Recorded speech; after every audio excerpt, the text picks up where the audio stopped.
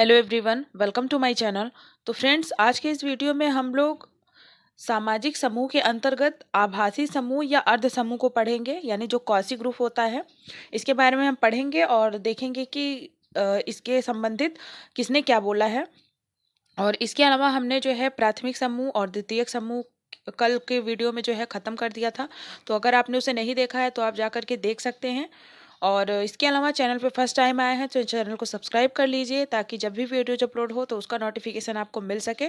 और चैनल पे बहुत सारे वीडियोज़ हैं, आप उसे भी जा कर के प्लेलिस्ट में चेक करके देख सकते हैं, आपके लिए बहुत ही हेल्पफुल होगा। तो चलिए आज का वीडियो स्टार्ट करते हैं।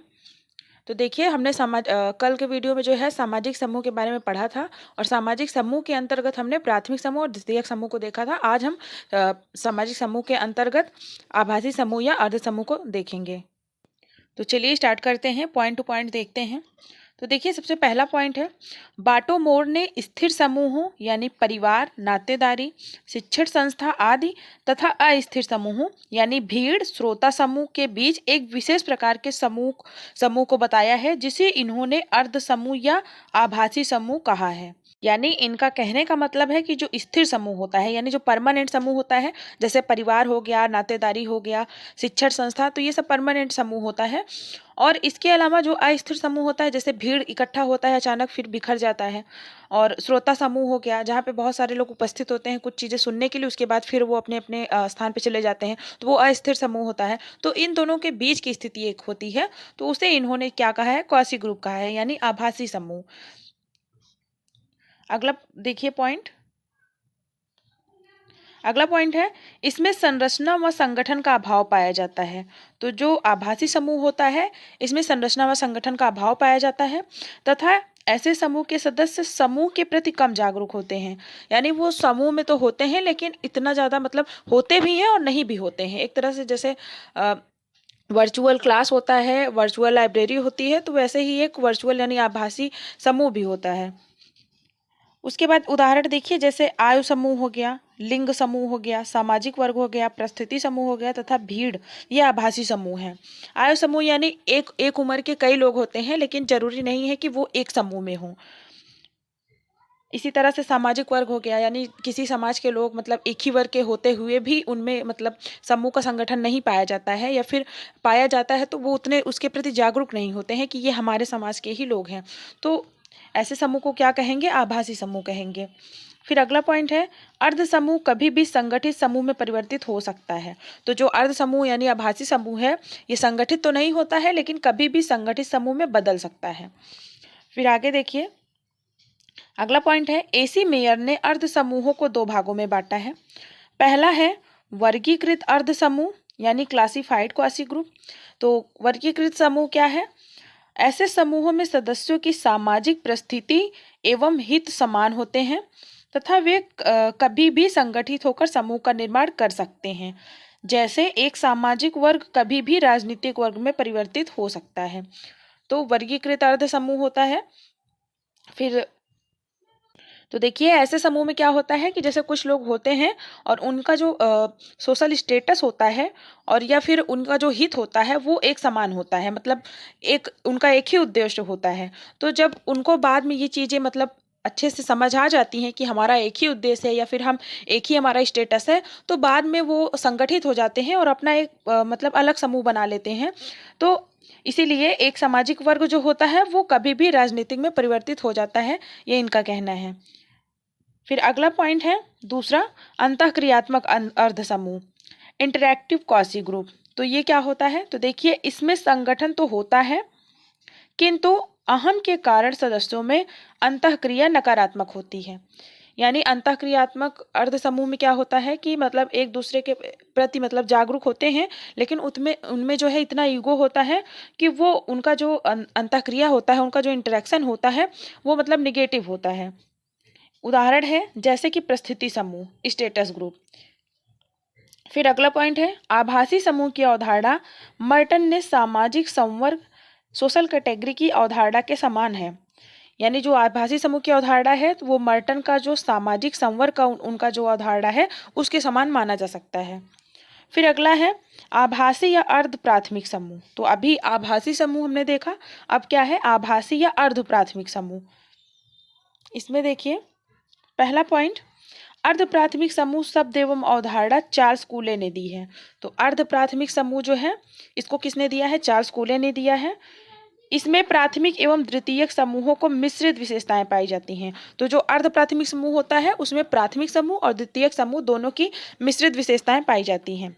फिर अगला पॉइंट है, चार्ल्स कूले के शब्दों में ये घनिष्ठ आमने सामने के संबंधों द्वारा संगठित वे समूह हैं जो अपनी संगठन संबंधी विशेषताओं और विशेष उद्देश्य के कारण सीमित आकार के होते हैं। तो इनका क्या कहना है चार्ल्स कूले का, कि आमने सामने के संबंधों द्वारा संगठित समूह होते हैं, लेकिन इनकी जो संगठन संबंधी विशेषता है और इनका जो उद्देश्य होता है वो सीमित होता है। फिर अगला पॉइंट देखिए, इन्हें अर्ध प्राथमिक समूह इसलिए कहा जाता है क्योंकि ये सदस्यों की संख्या, घनिष्ठता एवं आमने सामने के संबंधों की दृष्टि से तो प्राथमिक होते हैं, किंतु संरचना एवं संगठन की दृष्टि से द्वितीयक होते हैं। यानी ये प्राथमिक कैसे होते हैं? तो ये आमने सामने के संबंध की वजह से तो प्राथमिक होते हैं, लेकिन संरचना एवं संगठन की दृष्टि से द्वितीयक होते हैं, इसलिए इनको जो है अर्ध प्राथमिक समूह कहा जाता है।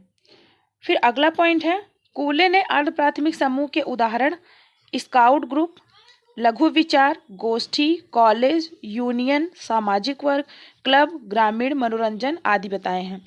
तो कूले ने इतने उदाहरण दिए थे। अब देखिए यहाँ पे प्राथमिक समूह और अर्ध प्राथमिक समूह में अंतर एक बार देख लीजिए। तो देखिए पहला अंतर है, कम संख्या छोटा आकार होता है प्राथमिक समूह में। अर्ध प्राथमिक समूह में क्या होता है? अधिक संख्या होता है और बड़ा आकार होता है। दूसरा है स्वतः निर्माण, प्राथमिक समूह का स्वतः निर्माण होता है और अर्ध प्राथमिक समूह का जानबूझकर निर्माण किया जाता है। फिर उसके बाद तीसरा है स्थायी संबंध। तो प्राथमिक समूह जो है स्थायी संबंध होता है और अर्ध प्राथमिक समूह अस्थायी संबंध होता है। फिर उसके बाद प्राथमिक समूह में घनिष्ठ संबंध होता है और अर्ध प्राथमिक समूह में कम घनिष्ठ संबंध होता है। फिर अगला है, व्यक्ति की संपूर्ण क्रियाओं को प्रभावित करता है प्राथमिक समूह, क्योंकि आमने सामने का संबंध होता है, जबकि अर्ध प्राथमिक समूह में क्या होता है कि विशेष क्रियाओं को प्रभावित करता है। तो ये प्राथमिक और अर्ध प्राथमिक समूह में अंतर है। तो ये अर्ध प्राथमिक समूह या आभासी समूह, क्वासी ग्रुप, इसे जो है हमने देख लिया। अब चलिए आगे चलते हैं और दूसरे समूह के बारे में पढ़ते हैं। तो देखिए अगला है दबाव समूह यानी रिफरेंस ग्रुप। तो दबाव समूह के बारे में देखते हैं। तो देखिए पहला पॉइंट, दबाव समूह शब्द का सर्वप्रथम प्रयोग ओडीगार्ड ने किया था। सॉरी, ये रिफरेंस नहीं, ये प्रेशर ग्रुप है। संदर्भ समूह होता है रेफरेंस ग्रुप। तो दबाव समूह को सबसे पहले किसने दिया था? तो ओडीगार्ड ने दिया था। फिर अगला पॉइंट है, एलन वाल ने दबाव समूह के स्थान पर प्रभाव गुट शब्द का प्रयोग किया है। तो आप इतना ध्यान रख सकते हैं कि दबाव समूह के स्थान पर प्रभाव गुट का प्रयोग किसने किया था? तो एलन वाल ने किया था। फिर अगला पॉइंट है, एलन पीटर ने दबाव समूह को क्या कहा है? तो इसे संगठित समूह कहा है। फिर आगे देखते हैं, दबाव समूह को विशिष्ट हित समूह कहा जाता है, यानी जो प्रेशर ग्रुप होता है उसे विशिष्ट हित समूह भी कहा जाता है। फिर अगला है, वे हित समूह जो किसी व्यवस्थित संस्था या संगठन में सरकार की नीति निर्माण प्रक्रिया को अपने दबाव से प्रभावित करते हैं, दबाव समूह कहलाते हैं। तो दबाव समूह कौन कहलाते हैं? यानी जो सरकार और जनता के बीच होते हैं और अपने दबाव से सरकारी कामकाज को ये करवाते हैं जनता के लिए, और उसके बदले में वो जो भी मांगते हैं उनको जो है देना पड़ता है। तो इसको जो है दबाव समूह कहते हैं। फिर अगला है, सभी दबाव समूह हित समूह होते हैं, लेकिन सभी हित समूह दबाव समूह नहीं होते हैं। तो ये याद रखिएगा। फिर देखिए इसकी कुछ विशेषताएं हैं, देख लेते हैं कि इसकी विशेषताओं में पहली विशेषता, कुछ विशेष हितों पर आधारित होता है। फिर दूसरी विशेषता है व्यवस्थित संरचना।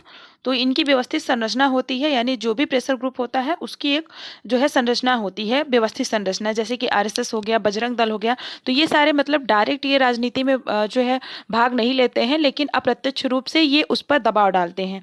तो इनकी व्यवस्थित संरचना होती है। उसके बाद तीसरा है, उद्देश्य जो होता है इनका सरकार की नीति निर्माण प्रक्रिया को प्रभावित करना होता है। फिर उसके बाद अगला है, राजनीति में प्रत्यक्ष रूप से भाग नहीं लेते हैं। तो ये जो दबाव समूह होता है ये राजनीति में प्रत्यक्ष रूप से भाग नहीं लेता है, लेकिन अप्रत्यक्ष रूप से सरकार पर अपना दबाव जरूर बनाता है। फिर देखिए अगला पॉइंट, दबाव समूह का वर्गीकरण। तो इसका वर्गीकरण किसने किसने किया है उसे देखते हैं। तो सबसे पहला है फ्रेडरिक ने। तो फ्रेडरिक ने दबाव समूह को सामान्य हित समूह और विशिष्ट हित समूह में बांटा है। उसके बाद दूसरा है ब्लांडल। तो ब्लांडल ने दबाव समूह को सामुदायिक हित समूह और संघात्मक हित समूह में बांटा है। फिर उसके बाद तीसरा है आमंड एवं पावेल। तो इन्होंने संस्थागत हित समूह, प्रदर्शनात्मक या उदंड हित समूह और तीसरा सहचर एवं असहचर हित समूह में बांटा है दबाव समूह को। फिर उसके बाद अगला है रजनी कोठारी। तो इनका इंपॉर्टेंट हो जाता है रजनी कोठारी का। इन्होंने भारतीय हित समूह और भारतीय दबाव समूह दो समूहों में बांटा है प्रेशर ग्रुप को। आगे देखते हैं। उसके बाद अगला पॉइंट देखिए, भारतीय संदर्भ में समूहों का वर्गीकरण इस प्रकार किया जा सकता है। पहला विशिष्ट हित समूह। अब विशिष्ट समूह कौन कौन से होते हैं, जैसे पहला है व्यापार श्रेणी, दूसरा है व्यापार संघ, इसमें एग्जाम्पल है जैसे ऑल इंडिया ट्रेड यूनियन। फिर तीसरा है जनजातीय संघ यानी जनजातीय विकास परिषद। चौथा है कृषक संघ यानी ऑल इंडिया किसान संगठन या फिर हिंदू किसान पंचायत, तो ये सारे। और पांचवा है शिक्षक संघ एवं विद्यार्थी संघ, इसमें ऑल इंडिया स्टूडेंट फेडरेशन या विद्यार्थी परिषद, ये सारे आ जाते हैं। तो भारतीय संदर्भ में भी इसको जो है अलग अलग भागों में बांटा गया है, व्यापार श्रेणी में, व्यापार संघ में, जनजातीय संघ में, कृषक संघ में और शिक्षक एवं शिक्षार्थी संघ में। उसके बाद आगे देखिए, अगला है धार्मिक एवं जाति दबाव समूह। तो धार्मिक एवं जाति दबाव समूह क्या होता है, तो इसे देखते हैं। जाति एवं धर्म आधारित दबाव समूह सरकार को सबसे अधिक प्रभावित करते हैं।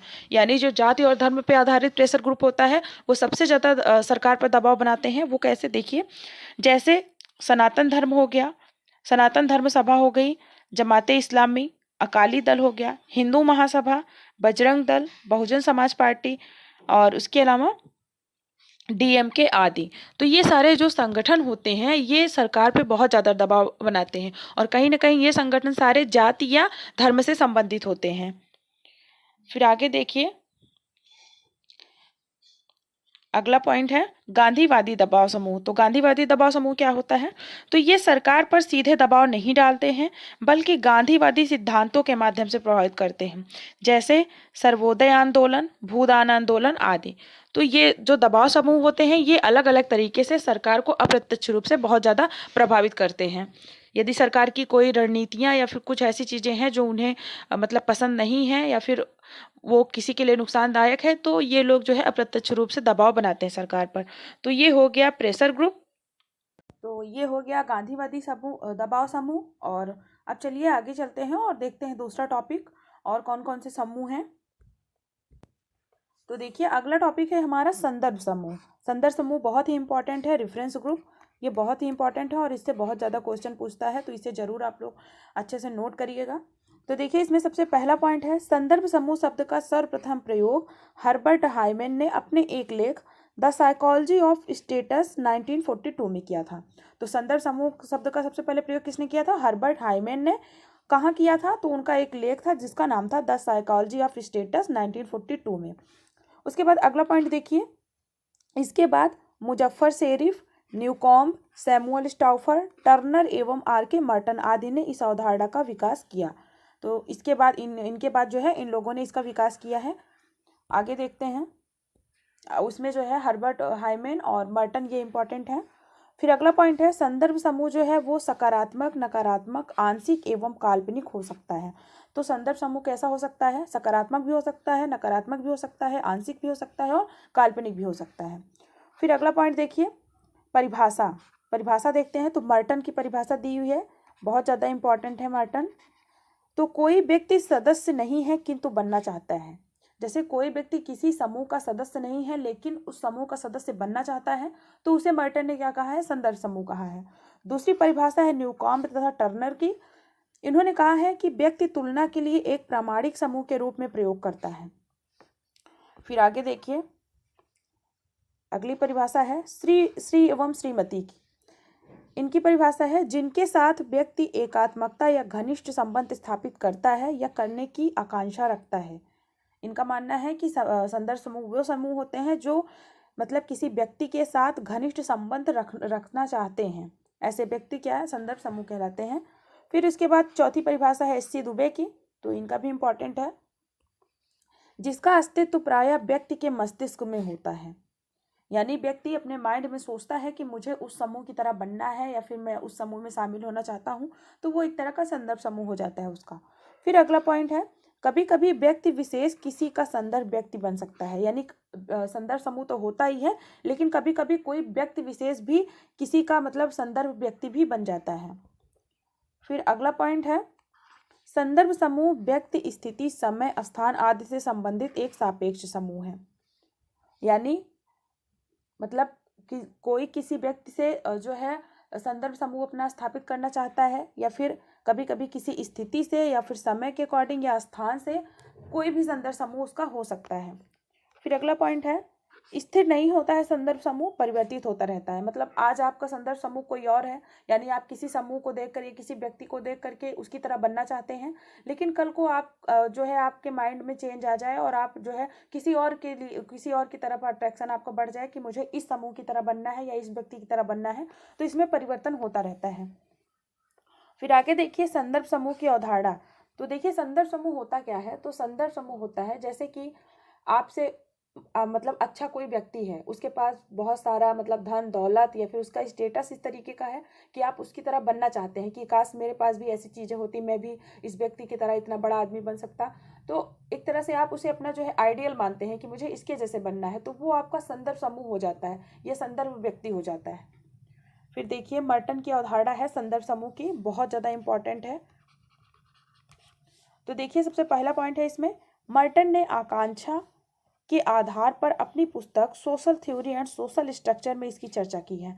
तो मर्टन ने संदर्भ समूह की चर्चा किसमें की है, तो इनकी जो पुस्तक है सोशल थ्योरी और सोशल स्ट्रक्चर, इसमें आकांक्षा के आधार पर, एस्पिरेशन के आधार पर।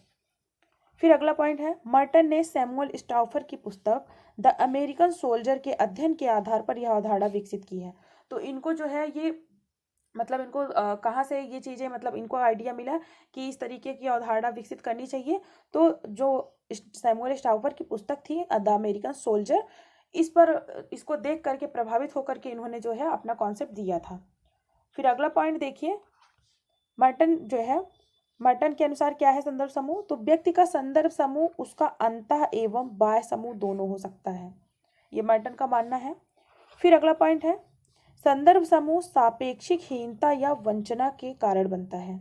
तो मर्टन के अनुसार संदर्भ समूह कैसे बनता है, सापेक्षिक हीनता या वंचना के कारण, यानी आपसे कोई ज़्यादा अच्छा है तो आपको कहीं ना कहीं एक हीन भावना आप में अगर उत्पन्न हो जाती है कि हाँ ये मुझसे ज़्यादा अच्छा है, तब भी वो आप जो है आप उसे अपना संदर्भ समूह मानते हैं। तो ये जैसे आपके पास किसी चीज़ की कमी है और अगले के पास वो चीज़ है, तो आप हीन भावना महसूस होता है, आपको वंचना महसूस होती है, उस चीज़ की कमी महसूस होती है, तो आप जो है उससे अपना संदर्भ समूह मान रहे हैं। ये जो सापेक्षिक हीनता या वंचना है, ये स्टाउफर द्वारा अमेरिकी सिपाहियों के अध्ययन के दौरान द अमेरिकन सोल्जर में किया गया था।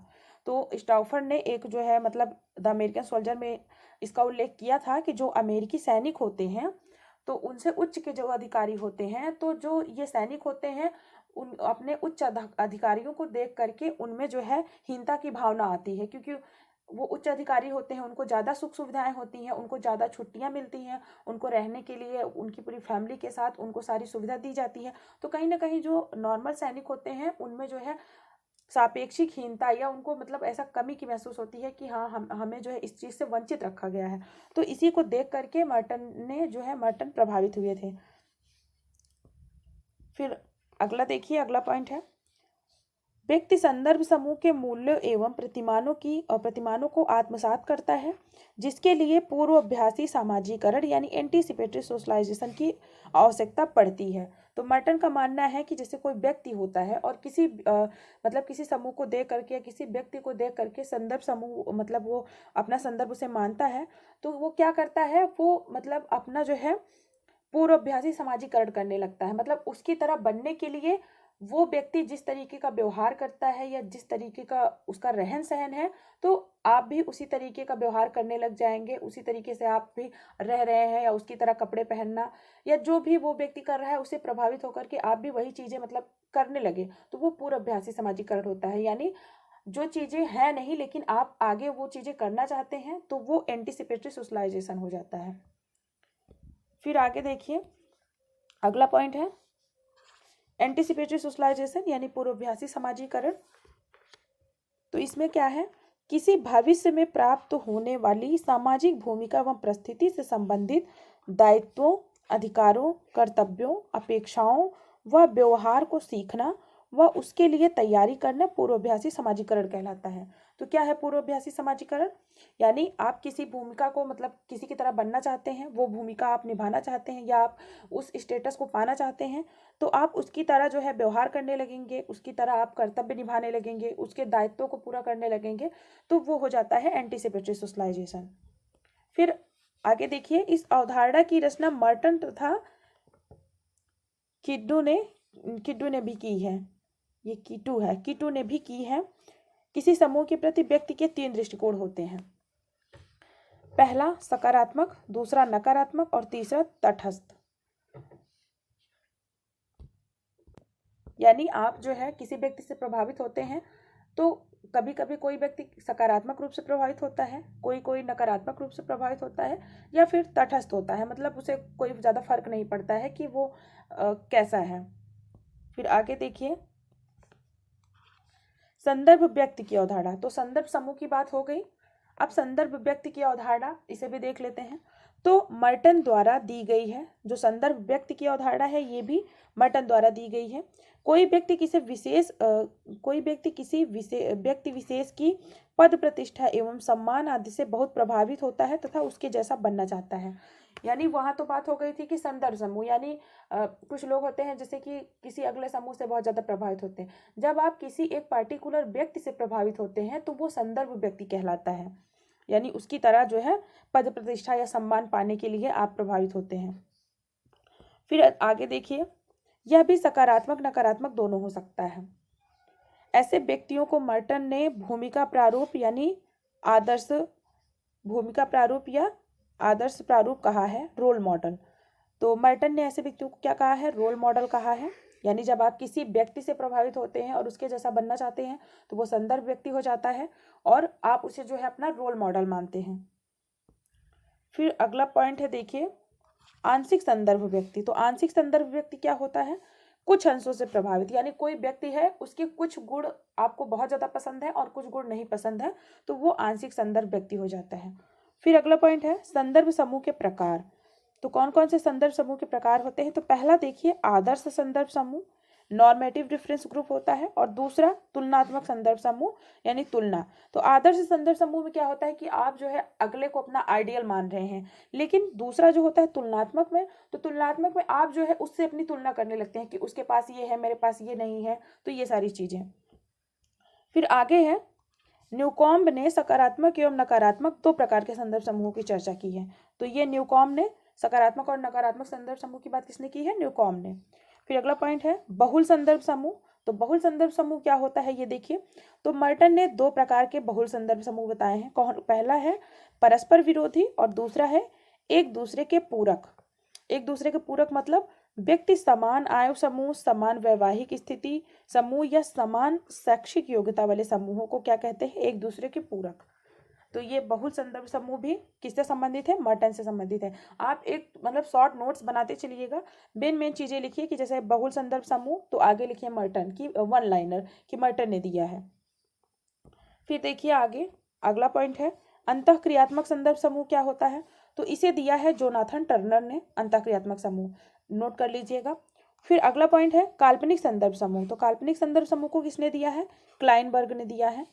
उदाहरण दिया है जैसे मार्क्स की वर्ग विहीन समाज की अवधारणा, राम राज्य की कल्पना। तो मार्क्स ने जो वर्ग संघर्ष की अपना जो उन्होंने दिया था, सिद्धांत दिया था, तो उसमें उन्होंने एक ऐसे राज्य की कल्पना की थी एक ऐसे समाज की कल्पना की थी जिसमें राज्य का अस्तित्व समाप्त हो जाएगा और केवल जो श्रमिक होंगे उन्हीं का राज्य होगा। तो उन्होंने एक वर्ग विहीन समाज की कल्पना की थी, एक राम राज्य की कल्पना की थी जहां पे सभी बराबर होंगे। फिर अगला देखिए दूसरे विशिष्ट, सिग्निफिकेंट अदर। तो ये भी पूछता है सिग्निफिकेंट अदर, तो ये किससे संबंधित है, देखिए व्यक्ति जिन लोगों को प्रतिष्ठित मानकर जिनके अनुरूप स्वयं को बनाने का प्रयत्न करता है। मर्टन के अनुसार दूसरे विशिष्ट के नाम से जाने जाते हैं। तो सबसे पहले तो जो दूसरे विशिष्ट यानी सिग्निफिकेंट अदर ये वर्ड है, तो अगर क्वेश्चन में पूछ लेता है कि ये किसने दिया, तो ये दिया है मर्टन ने। और ये दूसरे विशिष्ट होते कौन है, यानी किसी व्यक्ति को आप प्रतिष्ठित मान करके उसके अनुरूप स्वयं को बनाने का प्रयत्न कर रहे हैं, तो वो आपका जो है सिग्निफिकेंट अदर कहलाता है। फिर आगे देखिए, अगला है मार्जिनल मैन। तो मार्जिनल मैन यानी सीमांत व्यक्ति क्या होता है, तो देखिए जो किसी समूह का सदस्य बनना चाहते हैं लेकिन बन नहीं पाते, साथ ही वे इस चक्कर में अपने मूल समूह से भी कट जाते हैं, ऐसे व्यक्ति को मर्टन ने मार्जिनल मैन कहा है। तो मार्जिनल मैन जो वर्ड है इससे कौन संबंधित है, तो मर्टन संबंधित है। तो मार्जिनल मैन यानी आप किसी समूह का सदस्य बनना चाहते हैं लेकिन अंत में होता क्या है कि ना आप उस समूह के सदस्य बन पाते हैं और अपने समूह से भी कहीं ना कहीं धीरे धीरे कट जाते हैं, तो आप एक सीमांत उस पहुंच जाते हैं, सीमांत व्यक्ति माने जाने लगते हैं। फिर अगला देखिए, अगला है सीमांत व्यक्ति की अवधारणा सर्वप्रथम स्टोन क्विस्ट ने दी थी। सबसे पहले किसने दिया था, स्टोन क्विस्ट ने दिया था। इनकी पुस्तक थी मार्जिनल मैन 1937 में, इसी में इन्होंने इसे प्रस्तुत किया था और बाद में इसे जो है रॉबर्ट पार्क ने विस्तार से बताया था और इसे जो है मर्टन ने भी बताया है। तो ये चीज़ें आप शॉर्ट में ज़रूर नोट कर लीजिएगा, बहुत इंपॉर्टेंट है। और जितना अभी आप इस वीडियो में और या फिर आप सामाजिक समूह वाले वीडियो में, इसके पहले जो वीडियो है, दोनों वीडियो में आप जितनी भी चीज़ें देख रहे हैं बहुत ज़्यादा इंपॉर्टेंट है और इससे आप एक निचोड़ इसका पूरा लिख लेते हैं शॉर्ट नोट्स में, तो इससे संबंधित कोई भी क्वेश्चन एग्जाम में आए इससे बाहर नहीं आएगा। 100% ये मेरा जो है विश्वास है, 100% इसी में से आएगा क्वेश्चन। लेकिन आप जो है ये सारी चीज़ें शॉर्ट में एक बार जरूर नोट कर लीजिएगा, यानी सामाजिक समूह के अंतर्गत कितने भी क्वेश्चन आ जाएं सामाजिक समूह से संबंधित, चाहे वो अर्ध समूह हो, प्राथमिक समूह हो, द्वितीयक समूह हो या फिर आभासी समूह, कोई भी समूह से क्वेश्चन आए इसी के अंदर ही आना है। फिर अगला देखिए, वाई बी दामले ने भारत में होने वाली जाति व्यवस्था में परिवर्तन के संदर्भ में लागू किया है। तो उन्होंने सीमांत व्यक्ति की अवधारणा को लागू किया है किसमें, जाति व्यवस्था में परिवर्तन के संदर्भ में। फिर अगला पॉइंट है एम.एन. श्रीनिवास की संस्कृतिकरण की अवधारणा संदर्भ समूह से मिलती है। तो संदर्भ समूह की अवधारणा से मिलती है जो एम.एन. श्रीनिवास ने संस्कृतिकरण की अवधारणा दी थी, क्योंकि संस्कृतिकरण में भी क्या होता है कि लोग जो है कहीं ना कहीं मतलब दूसरे की संस्कृति को अपनाते हैं। तो देखिए ये जितनी भी चीज़ें आज हमने पढ़ी हैं ये बहुत ही इंपॉर्टेंट है और पीजीटी के एग्ज़ाम के लिए तो और भी ज़्यादा इंपॉर्टेंट हो जाता है, क्योंकि बेसिक कॉन्सेप्ट से सारे क्वेश्चन पूछे जाते हैं, बहुत ज़्यादा क्वेश्चन। तो आप इसे ज़रूर अच्छे से एक शॉर्ट नोट्स बना लीजिएगा और वीडियो को 1 से 2 बार ज़रूर देखिएगा। उससे क्या होगा कि आपका कॉन्सेप्ट भी क्लियर हो जाएगा और आपको चीज़ें याद भी हो जाएंगी। तो आपको वीडियो कैसा लगा कमेंट बॉक्स में ज़रूर बताइएगा और चैनल पर फर्स्ट टाइम आया तो चैनल को सब्सक्राइब कर लीजिए ताकि जब भी वीडियो जाए तो उसका नोटिफिकेशन आपको मिल सके। तो चैनल के प्लेलिस्ट पे जाकर के एक बार ज़रूर चेक करिएगा सारे वीडियोस को, बहुत ही हेल्पफुल होगा आपके लिए। अगर आप सोशियोलॉजी से संबंधित किसी भी एग्ज़ाम की तैयारी कर रहे हैं तो आपके लिए बहुत ही अच्छा है और आप जाकर के ज़रूर एक बार चेक करिए, आपके लिए 100% हेल्प करेगा। और इसके अलावा आप जो है मेरे टेलीग्राम चैनल से जुड़ना चाहते हैं तो उसका भी लिंक आपको डिस्क्रिप्शन बॉक्स में मिल जाएगा, आप वहाँ से जाकर के ज्वाइन कर सकते हैं। और वहाँ पे आपको जो है जब भी वीडियोज अपलोड होता है तो उसका जो है वहाँ पे लिंक दे दिया जाता है, तो आपको आसानी से नोटिफिकेशन मिल जाएगा और आप वीडियोज टाइम से देख पाएंगे।